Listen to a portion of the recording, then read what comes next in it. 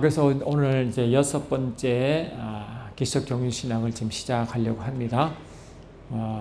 우리 전번 시간에는 방금 제가 이게 지우기 전에 말씀을 드리려고 했는데 목사님 오늘 처음 모시기 때문에 설명하는 게 좀 좋을 것 같아가지고 그래 하나님의 작정이라는 것이 신학적으로 서요.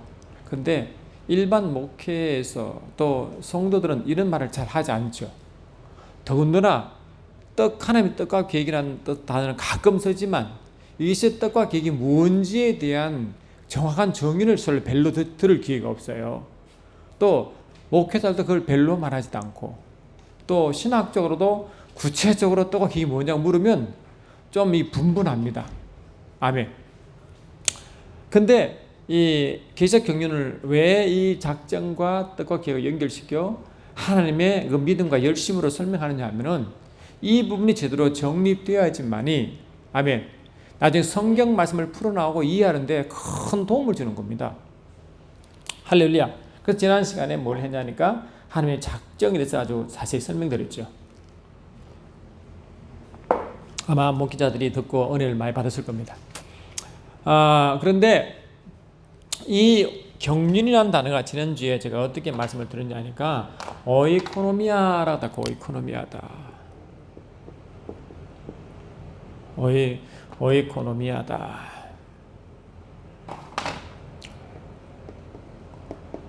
오이코노미아 그래가지고 이 오이코스와 노모스의 합성어다 했어요. 그래서 오이코스는 우리가 집이라고 이제 뜻이고 노모스는 이 법이란 뜻이 법. 이 하나님 법은 하나님의 계명과 말씀으로 연결되어 있죠. 그죠? 하나님의 계명과 곧 하나님의 말씀이다. 이렇게 되어 있어야죠. 그러니까 하나님의 말씀이 역사하는 하나님의 집이다. 우리 집을 지을 때 히브리서 3장 2절로 3절을 보니까 집을 지은 이가 있으되 만물을 창조하시는 하나님이시다라고 말하거든요. 3장 2절로 3절 나와요. 그래서 이 만물을 지으신 이가 있으면 집을 지으신 이가 바로 이 히브리서 2장 3장 보니까 특히 3장 3절 보니까 그는 무엇보다 더 영광을 받을 만한 것이요 마치 집 지은 자가 그 집보다 더 더욱 존귀함과 같으니라. 집마다 지은 이가 있으니 히브리서 3장 4절 만물을 지으시는 하나님이시라므로 집을 지은 이가 있는 것처럼 만물을 지은 이시가 하나님이라 하잖아요. 그러면 집을 지을 때 우리가 그냥 짓습니까? 청사진 가지고 짓습니까? 청사진을 갖잖아요. 청사진 블루프린트. 그렇죠? 집을 지으면 이를 왜 지을까? 어떻게 지을까? 어디에 사용할까? 어떻게 운용할까? 다 상하고 있죠. 뭐 빌딩을 또 집이고 뭐 건물도 집이고 뭐 이유가 있잖아요. 짓는 그 용도가 다 다르잖아요. 그러니까 이 집을 지을 때 블루프린트 청사진이 있습니다. 청사진 속에 뭐냐? 어떻게 그를 운영하겠다 운영 계획이 있죠. 그죠? 운영 계획이 있다. 여기 보면 여기에 뭐가 있냐? with 운영 계획까지 있다. 이게 집을 짓는 이유가 아닙니까? 근데 하나님은 집을 짓 때 만물로 연결시킨다. 만물을 지은 이가 있는 것처럼 만물을 지을 때도 그 하나님의 청사진을 가지고 짓는다는 거죠. 하나님 목적을 가지고. 그 청사진을 가지고 하나님을 지으시는데 그 청사진 우리가 청사진 같으면 뭐 내가 대통령 같으면 이 나라를 이렇게 운영하겠다라는 그런 청사진을 가잖아요. 난 목표를 이렇게 하겠다. 하나님 남들의 그 생각을 가지고 하잖아요. 그 전체가 청사진이죠. 그러니까 이 청사진 속에 집을 지을 때도 그러하거늘 만물을 지을 때도 분명히 하나님은 그 속에 청사진을 가지고 있다는 겁니다. 그게. 그리고 이 청사진대로 이렇게 운영하시겠다는 운영 계획까지 갖고 있단 말이야. 아멘. 그래서 하나님은 집을 비유해서 만물을 창조하신 그 의도를 말하고 있습니다. 근데 만물을 언제 지었느냐? 창세기 1장에 만물의 창조가 쫙 나오잖아요. 그래 창세기 1장에 만물을 창조를 제대로 이해해야지만이 하나님이 전체에 하나님이 이루어 가시는 주도적인 하나님의 뜻과 계획을 알 수가 있는 겁니다. 그래 창세기 1장을 제대로 알지 못하면요. 영원한 뜻이, 그리고 영원전 뜻을 정하시고 뜻을 처음 펼친 것이 창세기 1장이기 때문에 영원전의 계획을, 그리고 딱 첫 작품을 볼 수 있는 것이 창세기 1장인데 그 1장을 보면서 영원전의 계획과 서로 연결되는 것입니다.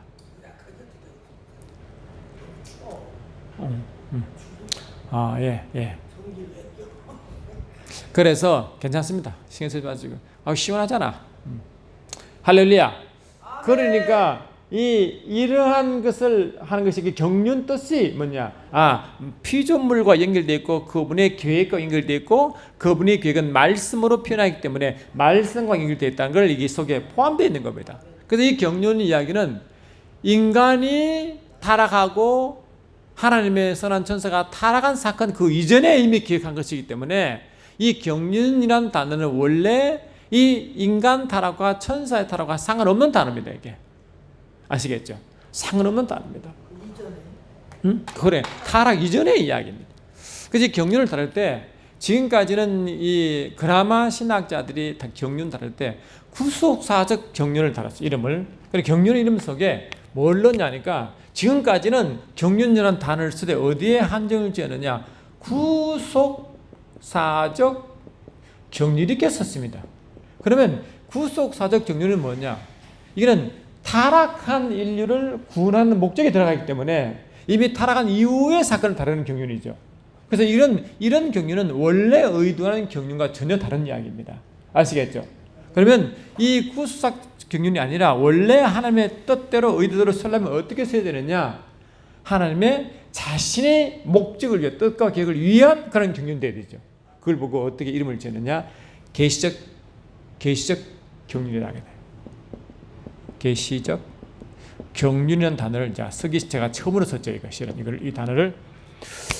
그러니까 지금까지 구속사적 경륜이라는 단어를 써왔는데 그 구속사적 경륜의 뜻 자체가 구속사 자체가 뭐냐? 이미 인간 타락을 포함하고 있기 때문에 타락 이후에 하나님이 일하는 계획을 적었단 말이죠. 근데 원래 하나님은 타락 이전의 뜻을 정하거든요. 타락과 상관없어요. 또 하나님의 영광을 찬양한 천사가 타락하여 마귀가 되잖아요. 그 마귀 이전에 이미 타락 전에 이야기를 하기 때문에 타락을 가지고 자꾸 말해버리면 이미 성경은 이만큼 있으면 그 내용이 많이 줄어든 상태에서 성경을 다루기 시작했단 말이죠. 그래서 성경이 이만큼 있으면, 이만한 성경이 있으면 이 창세기 1장 2장은 그냥 거의 제껴놓으신데 인간 타락이 창세기 3장이거든요. 그래서 창세기 3장부터 이야기를 써나갑니다. 이게 구속사적 경륜은. 그런데 이 창세기 1장, 2장이 이게 어디 되느냐? 실은 이 성경의 개요 부분이거든요. 우리가 책을 보면 무엇이라도 제가 지금 목사님께 책을 하나 드렸잖아요. 그 앞에 보면 개요가 있어요. 개요는 이 책이 이런 내용으로 쓰겠다. 소개한 것이 개요이잖아요. 개요. 서문 개요.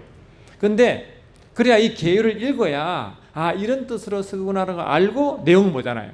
그리고 맨 내용이 전개되고 맨 뒤에 이제 끝맺음이 나오는데 그 끝맺음이 뭐냐? 끝맺음이 이러한 내용으로 쓰기로 작정했고 이런 내용으로 썼고 그 끝맺음을 결론 내는 거 아닙니까? 그러니까 이 개요, 본론, 결론인데 이 개요를 무시해버리면 본론이 뭐를 대해서 쓰고 있고 결론은 어떻게 나는지를 이유를 모르는 겁니다. 다시 말하면 구속사적 경륜은 창세기 3장 인간의 타락과 천사의 타락을 전제하여 나가기 때문에 하나님의 창세기 1장, 2장의 뜻을 제대로 파악하지 못하고 시작하는 겁니다. 아멘. 제대로 파악하지 못하고 시작하기 때문에 이 부분이 좀 이게 굉장히 빈약하고 또 창세기 1장, 2장은 처음 시작하는 것인데 처음 시작하기 전에 이러한 계획을 가지고 처음 시작할 거 아닙니까? 그죠? 그러니까 이런 하나님의 이 뜻과 계획을 하에 처음 이제 일을 시작하신 것이기 때문에 뜻과 계획과 연결되어 설명하는데 이 부분을 놓쳐버리면 이것이 뭡니까? 이 부분이 희미해지는 겁니다. 할렐루야. 그러니까 지금 이런 기존에 있는 그 구속사적 경륜이 하나님의 큰 일을 하신 건 사실이지만 이제는 주님 오실 때가 다 됐으면 말씀이 더 열려나가야 돼가지고 더 큰 뜻을 바라보고 해야 말씀이 더 풍성해지고 깊어지고 넓어집니다. 이게. 아멘. 그래서 이 부분, 그러니까 하나님의 이 부분, 이 전체, 이 영원전보다 영원전의 계획이 처음으로 첫 단추를 끼우고 시작하는 그 스타트 라인이 창세기 1장, 2장 이 부분이기 때문에 이 부분을 정확하게 아셔야 이 부분을 가지고 창세기 3장 이후의 내용을 다루고 맨 끝에 요한계시록의 뜻을 제대로 알고 성경문을 닫는 겁니다. 할렐루야. 그래서 이 부분을 다 알고 시작하는 것이 계시적 정리다. 계시적 정리는 굉장히 중요한 것입니다. 그래서 계시적 정리는 말씀이 뜻한 바와 같이 전대 피조물을 모함물을 지으실 때 이미 하나님의 뜻과 계획이란 전체적인 블루프린트를 가지고 청사전을 가지고 이렇게 운영하시다는 그걸 가지고 시작하기 때문에 이 모든 것이 뭐냐? 하나님의 주권대로 할렐루야. 주권대로 간다. 하나님의 주권이다. 하나님 뭐라고? 주권, 주재권. 이렇게 일하십니다. 아멘. 그러니까 하나님의 주권대로 일을 하시기 때문에 이 부분이 하나님의 주권은 뭐냐? 피조세계의 상태가 상관하지 않고 주도적으로 일하거든요. 할렐루야. 예를 들면 어떤 큰 만약에 이제 예를 들면 그럴 일이 없겠지만 예를 들면 삼성 이병철 씨가 삼성 회사를 이렇게 계획을 했는데 이렇게 삼성을 일으키고 어떻게 나라에 기여하겠다는 것을 쓸 거 아닙니까? 근데 그게 원래 정상 코스인데 저 시골에 가보니까 밥도 못 먹고 그냥 살기 힘든 그 사람 보고 저 사람이 직장을 한 구해주겠다 생각가지고 삼성을 만든다 그런 건 않지요. 그렇잖아요. 꼭 그와 같다. 그러니 이 구수사적 경륜은 뭐냐?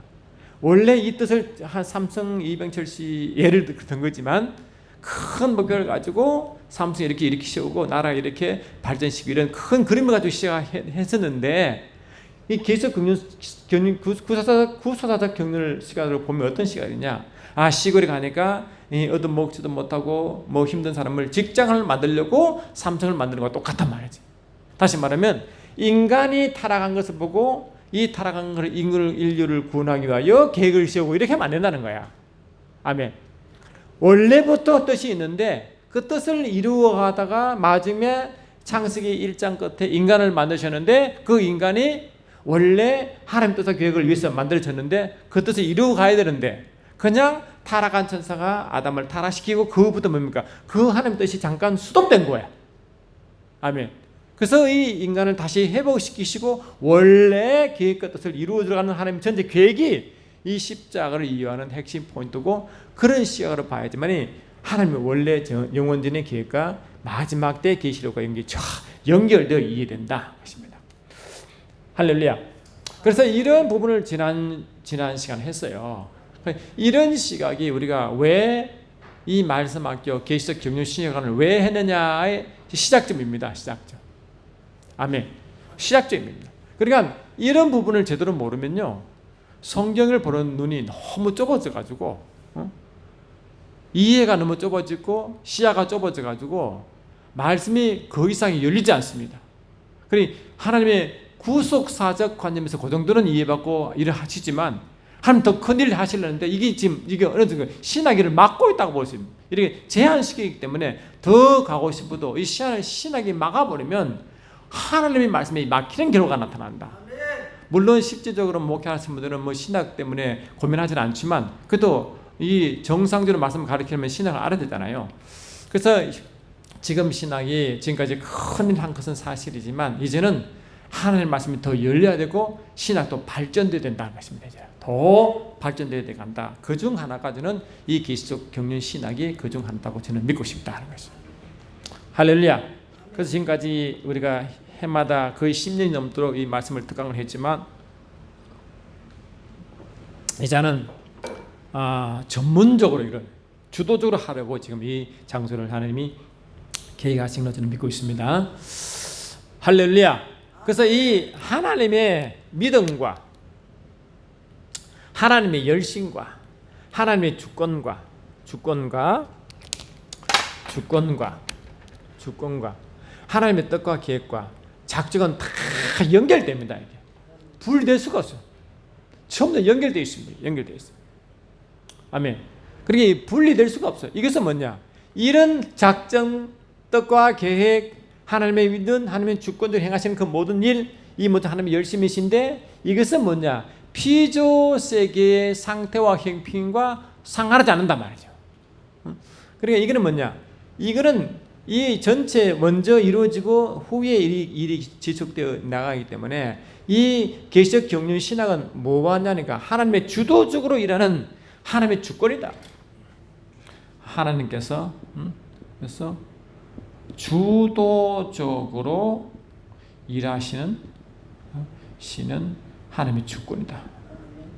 하나님의 주권입니다. 그래서 이 주권이기 때문에 피조물의 상태, 형편에 좌지우지되지 않습니다. 아시겠죠? 그 피조물의 이 피조계가 이제 만물인데 영계 물질가 다 피조계거든요. 피조계의 이 상태와 형편에 상편편에 영향을 받지 않는다. 영향받지 않는다.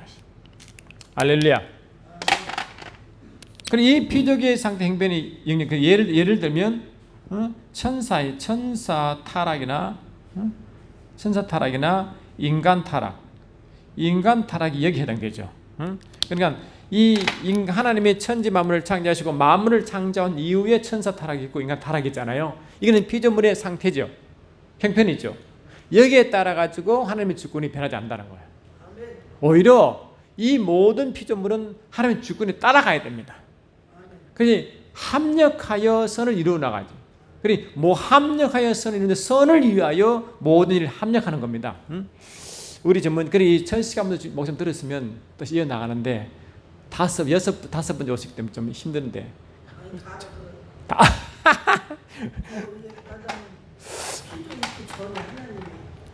쉬워. 잘하셨네. 지금 말씀하시도 알았어. 아유, 확실히 목사님은 그거 잘하시네. 하여튼 이해되시죠? 그래서 이게 하나님의 작정과 뜻과 계획이 어떻게 설명하셨냐? 이거는 하나님의 선하신 일과 연결된다. 하나님의 선하신 일과 연결된다. 이렇게 됐어요.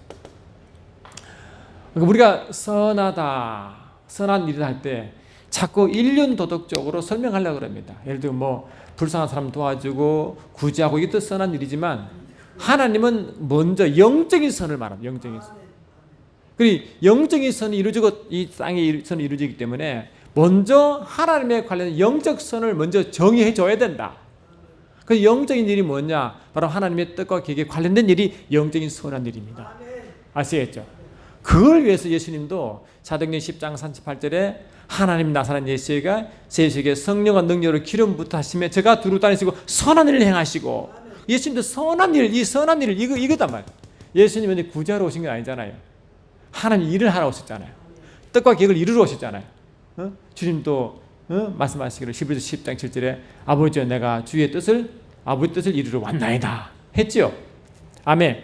그렇게 이 하나님의 선한 뜻, 하나님의 뜻과 계획이 하나님의 선한 일과 같이 쓰이는 단어다. 할렐루야. 이것이 굉장히 중요한 포인트입니다. 그래서 하나님은 이 선하다는 일을 보고 창세기 1장에는 어떻게 표현했느냐? 하나님의 선하시다라는 표현을 어떻게 했느냐? 보시기에 좋았더라라고 표현합니다. 보시기에 좋았더라. 다 했죠? 첫째 날 보시기에 좋았더라. 여섯 날 일곱째까지 보시기에 좋았잖아요. 그래 여섯 날까지 보시기에 좋았는데 그 보시기에 좋았더라는 단어가 선하다 뜻과 같이 쓰입니다. 신기하죠? 이 선하다 뜻이 뭐냐? 히브리어로 토브다. 토브. 아멘. 예, 이 토브라고 씁니다. 토브. 보시기에 좋았더라, 선하다 이 뜻입니다. 이게. 그래서 하나님의 선은 인륜 도덕적인 그러한 선의 개념이 아니라 하나님과 연결된 영적 단어, 특히 하나님의 영원한 계획과 뜻과 연결된 단어가 선한 일과 연결되어 있다. 그래서 주님도 선한 일을 위하여 열심을 내셨고, 아멘. 우리도 뭡니까? 선한 일을 위해서 지으심 받았단 말이죠. 그래서 히브리서 2장 10절 보면 이렇게 되어 있죠. 자, 에베소서 보니까 에베소서 2장 할렐루야 2장 10절 보니까 우리는 그의 만드신 바라 그리스도 예수 안에서 선한 일을 위하여 지으심을 받는 자니. 할렐루야. 선한 일이 뭐냐? 그냥 우리 구제하기 위해서 만든 자가 아니잖아요. 구제의 목적이면 세상 다른 종교도 많이 구제하잖아요. 그런 의미가 아니다. 이 선한 일은 하나님과 뜻과 계획과 연결된 그런 소원이다. 할렐루야. 선한 일을 위하여 지으심 받는 자니 이 일은 하나님이 전에 예비하사, 전이 뭐냐? 영원전을 말한다. 그 창세 이전에, 그 전에 예비한 뜻을 위하여 하나님의 일을 하나님의 전에 예비하사 우리로 그 가운데 행하려 하려고. 이게 예비한 것이 바로 예정이다. 예정. 그 예정 단어는 그렇게 씁니다. 그래서 기존 그 구속사적 경륜은 예정과 택정을 자꾸 죄전자가 죄인이 구원받는데 이 구원받는 자가 따로 있고 구원받지 못한 자가 따로 있다. 그걸 자꾸 예정한다. 그런 예정이 아닙니다. 그거는 심각한 성경의 오해를 불러일으킵니다. 예를 들면 누가 지금 물이 빠지는데 말이죠. 근데 딱 보니까 둘 다 막 죽어가고 있어. 근데 한 사람만 살려낸 거야. 그래서 한 사람 죽었어. 왜 죽는다 하니까 이 사람은 원래 살게 돼 있고 이 사람은 죽게 되다고 해버리면 얼마나 억울합니까? 그럼 모든 사람이 죄인인데 다 죄인이 구원받기를 원하시는데 아니야, 너는 원래 구원받게 돼 있지 않아. 당신은 구원받게 돼 있으니까 내가 구원시킨다. 이런 식이면 그 하나님 그렇게 일하지 않거든요. 사랑의 하나님인데 그렇게 하면 됩니까? 그거는 말도 안 되는 거야. 그런데 이 지금 구속사는 그렇게 설명한다. 그래서 그게 반발한 신학자가 많이 생겼고 그것이 이제 신학자가 두 부류로 나누게 된 계기가 되었다. 한쪽은 칼빈 신학, 한쪽은 알미니스. 아시겠죠? 그 둘이 지금까지 싸우고 앞으로 영원히 싸울 겁니다. 해결이 안 됩니다. 그런 그렇게 보는 거 왜? 자꾸 구속사적 경륜산에 보니까 그런 문제가 있지만 그걸 넘어서 할렐루야. 넘어서 계속 경륜 하나님을 자신을 계시할 목적으로 모든 뜻과 계획을 세운다 관점 보면 하나님의 관점을 보게 되면 이 문제가 자연스럽게 이해되고 넘어가면 이해되고 해결되는 겁니다. 이게 그렇게 싸울 이유가 전혀 없습니다. 그러니까 인간이 자꾸 구원받는 쪽 인간 중심으로 자꾸 받아보니까 자꾸 문제가 생기지 하나님의 시각으로 보기 시작하면 이 문제가 자동 해결되는 겁니다. 지금까지 구속사적 경륜은 인간 중심으로 받는 것이 굉장히 강했습니다. 인본주의다. 하나님이 일하시는데 자신을 위해서 일한다고 봤기 때문에 인본주의. 그런데 이 계시적 경륜신화는 하나님 시각을 보는데 하나님 자신을 위해서 일하신다가 하나님의 주권적인 하나님의 시각인 것입니다. 그래서 이 계시적 경륜은 하나님의 시각에서 하나님 자신을 위해서 일하는 시각이고 이것은 하나님이 인간을 위해서 한다고 생각하고 있고 아니죠. 인간이 하나님을 위해서 있어야 되죠. 원래가. 아시겠죠? 그러니까 하나님이 계획하시는데 그래서 예수를 보내시는데 우리 죄인을 구원하고 살리시려고 오셨다. 그 부분이 있긴 있죠. 그런데 그것은 하나님을 간과한 것이다. 그럼 왜 우리를 구원시키느냐? 그 목적을 모르고 그냥 우리를 위해서 죽으시고 우리를 위해서 구원시키다. 그게 끝인 게. 그러면요 성경을 아주 일부만 이해하고 그 많은 뜻을 다 간과하기 때문에 성경을 이해가 너무 낮고 그래서 이 은혜가요 은혜의 정의가 달라지는 겁니다. 그래서 오늘은 주제는 뭐냐? 은혜의 주제입니다. 그래서 지난 시간에 이걸 다 했는데 이걸 좀 오늘 은혜란 단어를 쓰기 전에 왜 은혜를 새로이 정의해야 하는가를 설명하려고 이렇게 시작한 겁니다. 할렐루야, 아멘. 그래서 이게 이제 여기 오늘은 주제가 이제 은혜인데 은혜.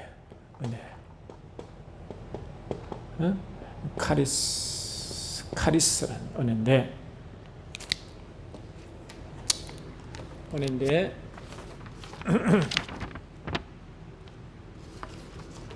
카리스가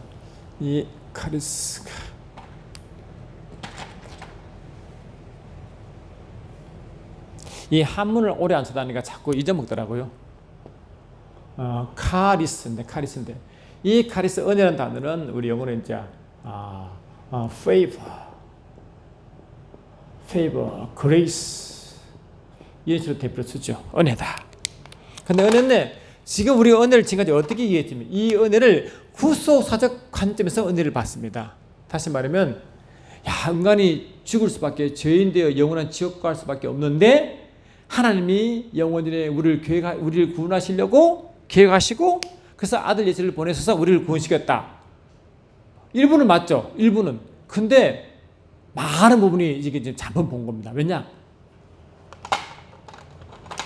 은혜가 인간 중심으로 보시는 엄청 그 은혜죠.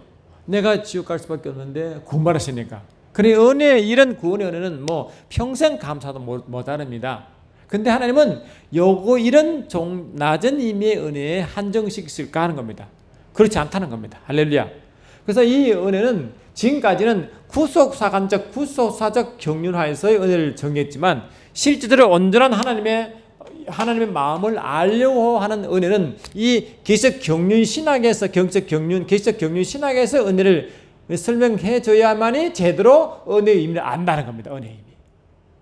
아시겠죠? 그래서 은혜도 구속사적 경륜하에서 은혜의 개념보다 이 계시적 경륜하에서 은혜가 훨씬 더 높고 깊고 강력하고 감동적입니다. 할렐루야. 그래서 전번 시간에도 제가 어떻게 말씀드렸냐? 이 구속사적 경륜과 계시적 경륜은 그 스코프가 그 경계가 다릅니다. 다른 게 아니라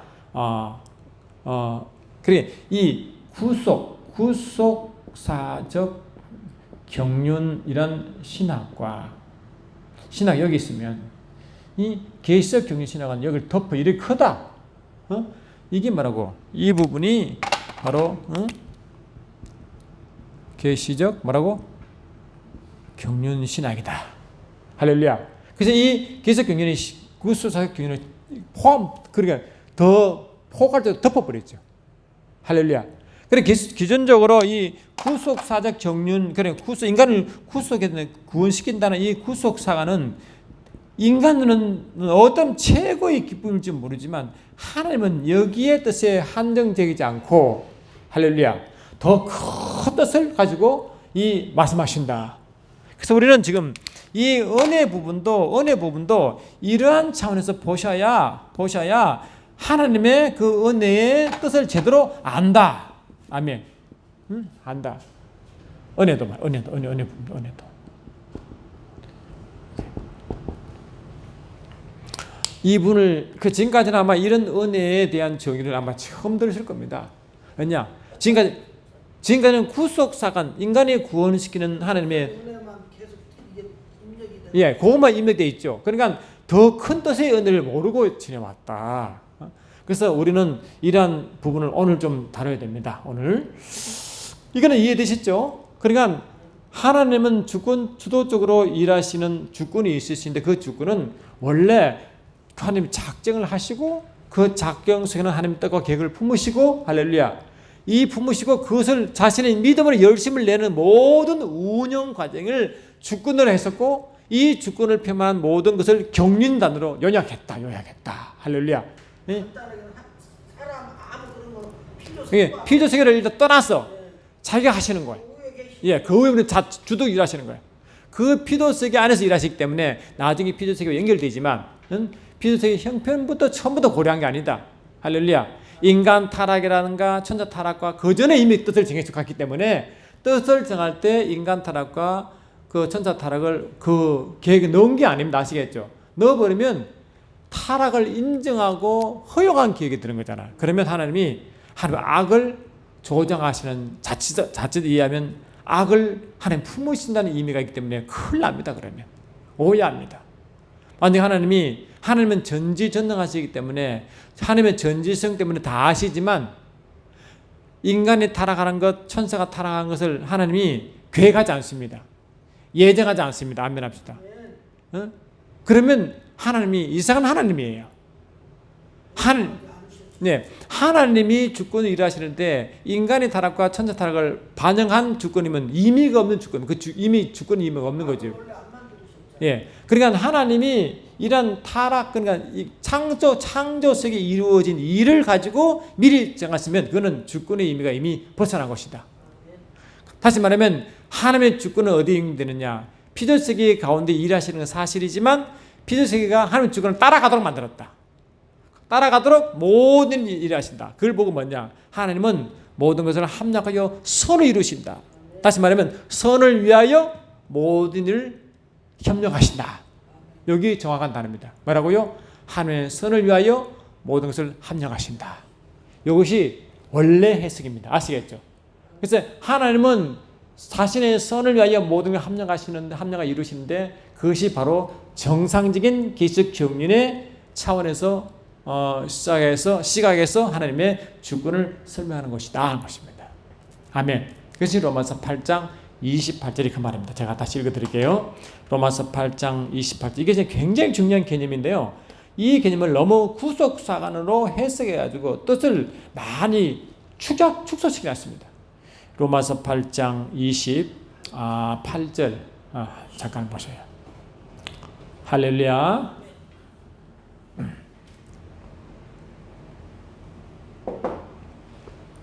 제가 읽어드리겠습니다. 우리가 알거니와 하나님을 사랑하신 자 곧 그 뜻대로 부르심을 입은 자들에게는 모든 것이 합력하여 선을 이루니라. 이 선이요 그냥 일반적으로 내가 일이 잘 될 거야 이게 아닙니다. 인간 중심이 아닙니다. 아멘.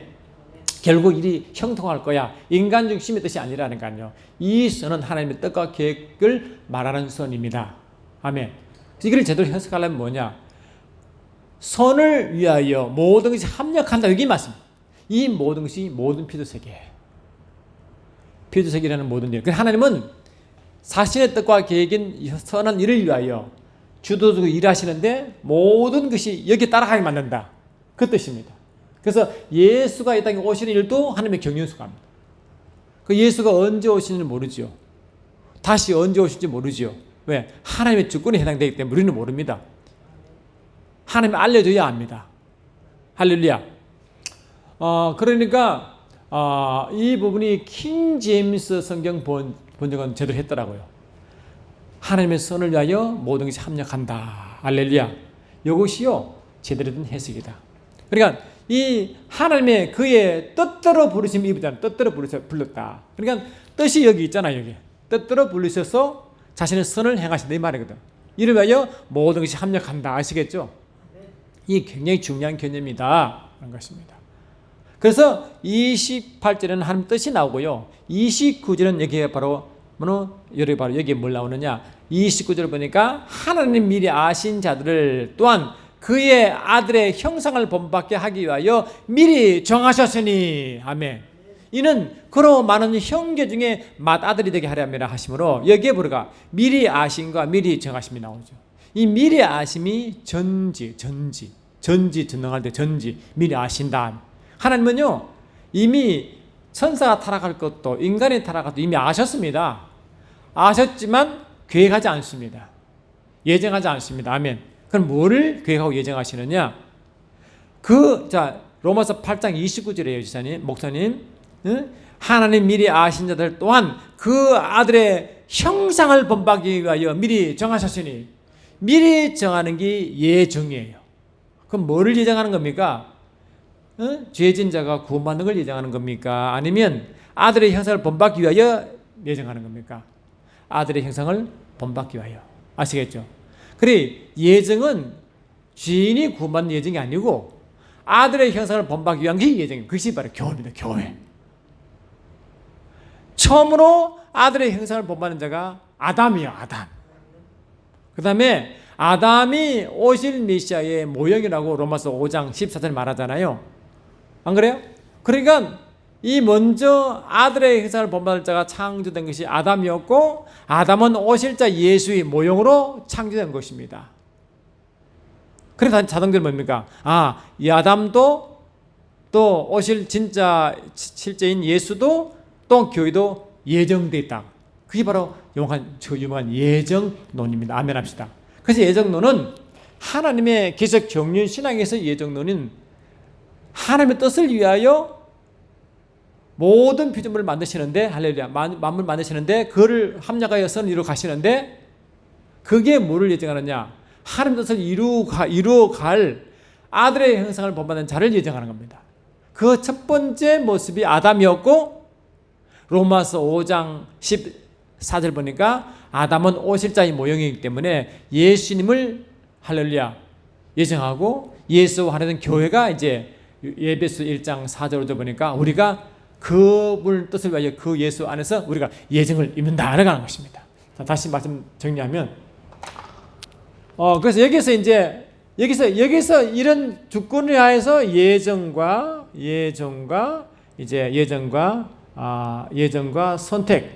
선택이란 말 여기 나온다. 여기 나온다.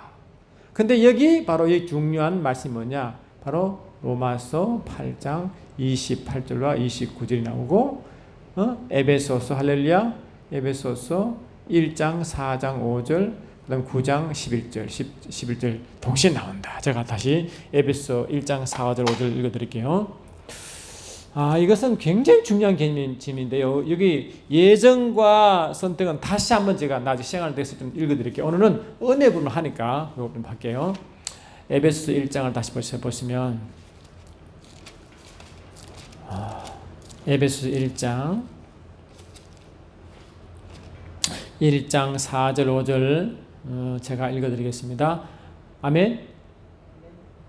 창세 전에 그리스도 안에서 우리를 택하사, 아멘, 우리로 사랑 안에서 그 앞에 거룩하고 흠이 없게 하시려고 그 기쁘신 뜻대로, 아멘, 우리를 예정하사 예수 그리스도 말미암아 자기의 아들들이 되게 하셨으니. 여기 보면 예정이 두 번 나오죠.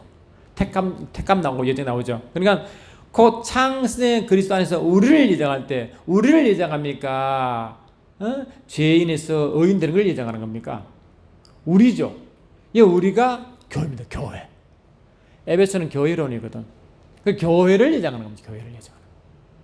아멘. 그리고 5절 보니까 그 기쁘신 뜻대로 우리를 예정합니다. 우리도 교회거든요. 그래서 예정할 때 교회를 예정하는데 그리스도 안에서 예정하시고 하나님의 기쁘신 뜻대로 예정하는 겁니다.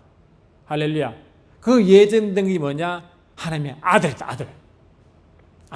그래서 아들은요, 예정된 모습이에요. 예정된 모습. 중요합니다. 이 아들의 신학, 아들 신학, 하나님의 아들 신학을 나중에 다시 말씀을 좀 하려고 하는데요. 굉장히 이게 전부 연결되어 있거든요. 연결되기 때문에 말씀이 하나같이 딱 연결됩니다. 그래서 이거는 선택과 예정은 바로 하나님의 아들의 모습으로 나타난다. 그래, 하나님의 아들은 누굽니까? 첫 번째가 예수님이고 우리가 아들 아닙니까? 예수 교회 아닙니까? 그죠? 그러니까 하나님의 아들로 예정이 있고 하는데, 이건 하나님의 뜻을 위하고 또 인 예수 그리스도 안에서 하나님 뜻을 위하여 이렇게 된다. 그렇잖아요? 예수 그리스도 안에서 하나님의 뜻을 위하여 할렐루야, 위하여 예정되고 택정되는데, 그 나타나는 모습이 하나님의 아들의 모습으로 나타난다. 하나님의 아들로, 아멘. 하나님의 아들로 모습 나타난다. 그래서 로마서 8장 28절에서도 하나님의 뜻 안에서 하나님의 선을 위하여 모두 합력하여 29절 보니까 아들의 형상을 본받기 위하여 우리를 미리 정했다. 그 말이죠. 같이 정했다. 그러니까 신기하잖아요, 이게. 그러니까 이게 전부 다 이게 같이. 그러니까 하나님의 아들은 누구냐? 바로 예수님이었고 교회잖아요, 교회. 하나의 개념으로 본다, 계속. 그 정보가 아담이란 곳에 정보가 다 들어가야 합니다. 왜냐? 이 아담은 로마서 5장 14절에 아담은 오실자의 모형으로 표현되고, 아멘 합시다. 오실자가 예수님이잖아요. 예수의 모형으로 표현되어 있고, 예수를 닮은 우리는 예수를 닮은 것이 교회고, 아멘. 교회는 예수와 하나 되어 있고 하나님 아들이고, 그렇죠? 예수님은 맏아들이고 우리는 그 둘째쯤 되고 같은 형제고, 이해되죠? 같은 형제잖아, 형제. 맏아들 우리. 아멘. 그러니까 히브리서 2장 10절 11절 한번 보세요. 이게 참 할 말이 너무 많은데 한꺼번에 하면 또 이게 좀 그러니까 하나하나 할게요. 예, 하나하나 할게요. 요거 예정과 예정과 택정은 다시 한번 제가 상세될 겁니다. 오늘은 은혜를 설명하려고 보니까 연결되니까 설명드리는 겁니다. 자, 히브리서 2장 10절 11절 보세요.